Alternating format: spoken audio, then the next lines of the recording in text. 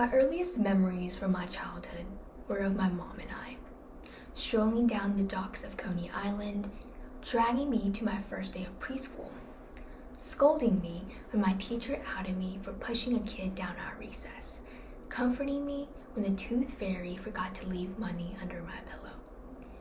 It was just the two of us, the mother and daughter duo. Nothing more, nothing less. Well, except my brother, but this isn't about him. Today, I will be dedicating my tribute speech to my best friend and my ultimate inspiration, my mother. While she is not perfect, as no one really is, her independent nature, courageous personality, and caring attitude makes me admire her. My mother immigrated to the United States alone with little money on her name. Like many others, she had no connections, no friends, nothing except her and her ambitions to achieve the American dream. She worked her way up, though assimilating into a new culture is never easy. However, she learned and learned and learned a lot. Through her blood, sweat, and tears, she made it through the stumbles that stood in her way. She built her own wealth on her own, from her own hands, not anyone else's. She didn't need a man to do her work, because why would she when she can do it herself?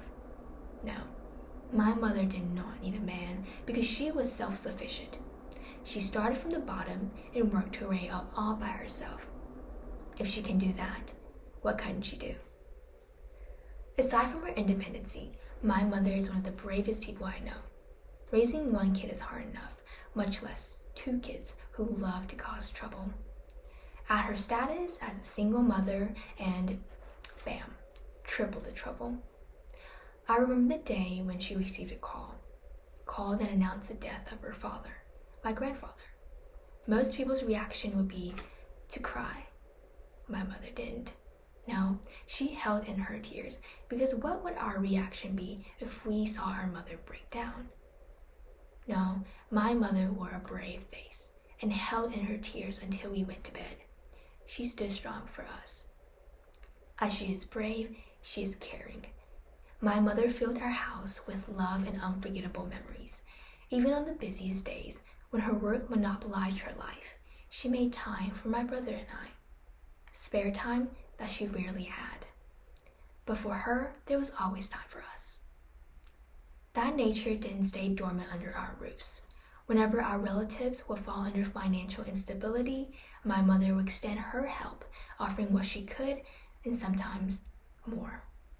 Whenever we outgrew our clothes or when she had spare change in her pockets, she would donate.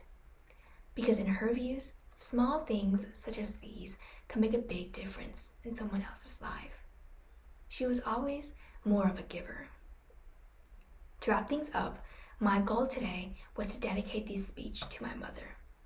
In detail, I identify the qualities that I admire most about her: her independency, her bravery, and her caring nature.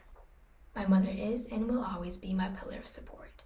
I don't think she realized that the person who inspired me the most is her.